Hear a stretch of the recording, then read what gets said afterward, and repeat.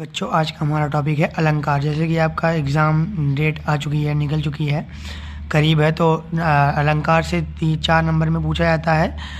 तो जो है मतलब 2-3 अलंकार आ जाते हैं, तो उसमें से जो है बच्चों को कन्फ्यूजन रहती है डिफिनीशन में, और जो है बहुत बड़े बड़े एग्जाम्पल रहते हैं, डिफ़िकल्ट भी एग्जाम्पल रहते हैं।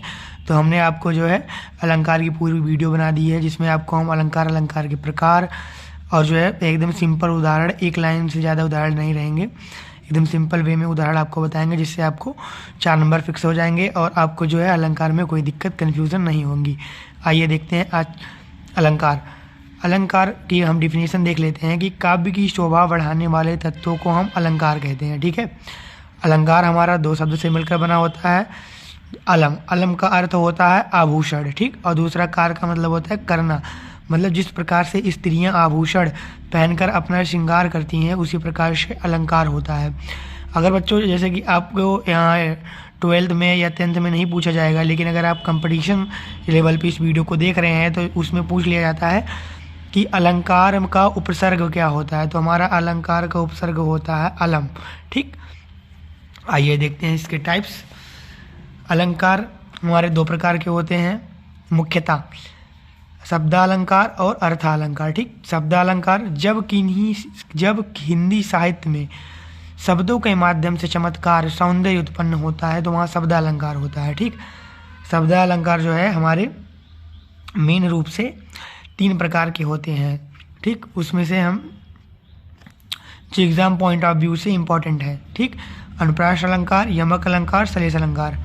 अब लास्ट तक वीडियो में बने रहिए, आपको अलंकार से रिलेटिव कोई भी कन्फ्यूज़न नहीं रहेगी। 1 नंबर के जो आसानी से समझाया गया है और 1 लाइन के एग्जाम्पल दिए हैं मैंने। ठीक, जब किसी वाक्य के किसी पंक्ति में या पूरे वाक्य में एक ही वर्ड की आवृत्ति बार बार होती है तो वहाँ हमारा अनुप्रास अलंकार होता है। ठीक, जैसे हमारा उदाहरण क्या है, तरणि तनुजा तट तमाल, इसमें देखिए ता शब्द की आवृत्ति बार बार हुई है, तो यहाँ पर आप आंख मूंद के अनुप्रास अलंकार लिख दीजिएगा। ठीक, दूसरा अलंकार हमारा दूसरा उदाहरण क्या है कि रघुपति राघव राजा राम, इसमें रा शब्द की आवृत्ति बार बार हुई है। दूसरा हमारा इम्पॉर्टेंट है अलंकार यमक अलंकार। ठीक, जो कि यह शब्दा अलंकार है। जब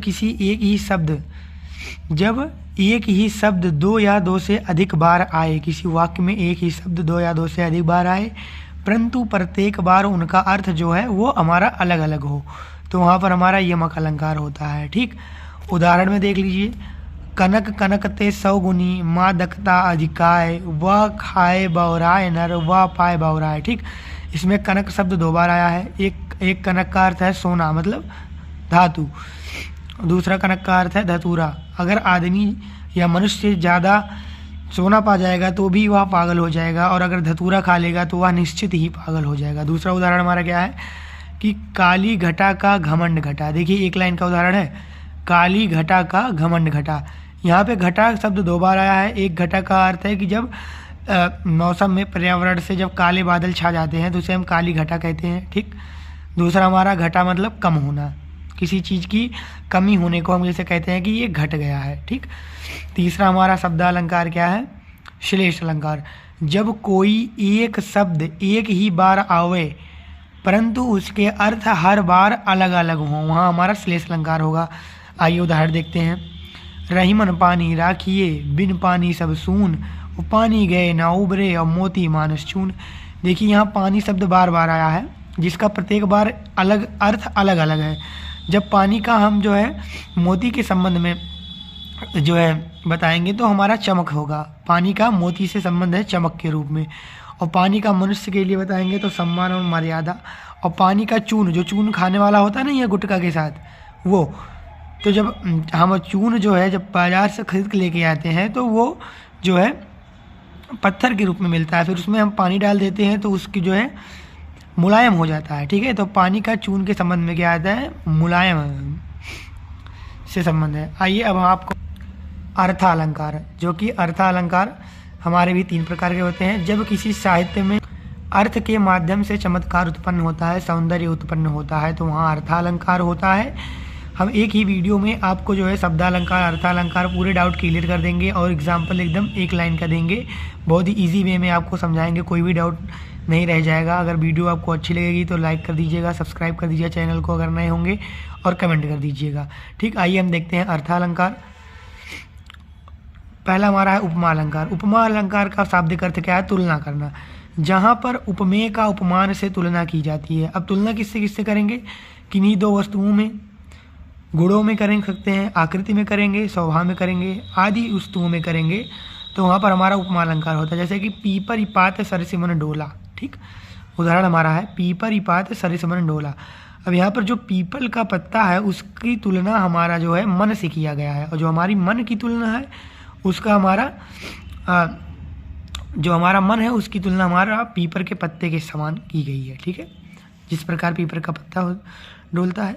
दूसरा उदाहरण हमारा क्या? हरिपद कोमल कमल से। मतलब जो हरि, जो भगवान विष्णु भगवान राम के पैर हैं वो कमल से भी कोमल है, और जो हमारा कमल है वो जो हमारा कमल है वो हमारे हरि भगवान श्री राम के चरण की तरह कोमल है। ठीक, दूसरा हमारा अर्थालंकार क्या है? रूपक। जहाँ पर उपमेय में उपमान का भेद रहित आरोप होता है। मतलब जहाँ पर हम दोनों में भेद न कर पाए वहाँ पर हमारा रूपक अलंकार होता है। जैसे कि चरण कमल बंदव हरिराई।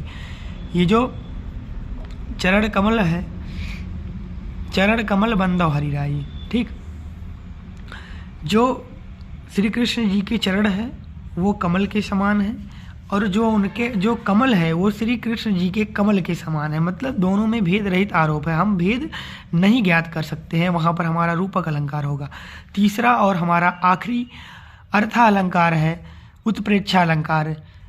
जहाँ पर उपमेय का उपमान में संभावना व्यक्त की जाती है। मतलब यहाँ पर संभावना व्यक्त किया जाएगा। ठीक है, तथा वाक्य के अंत में या वाक्य में जनु जनहु मनु मानव निश्चय इव ज्यों आदि वाचक शब्द का बोध होता है, तो वहाँ पर हमें बिना सोचे समझे ये पता कर लेना है कि वहाँ पर उत्प्रेक्षा अलंकार ही है।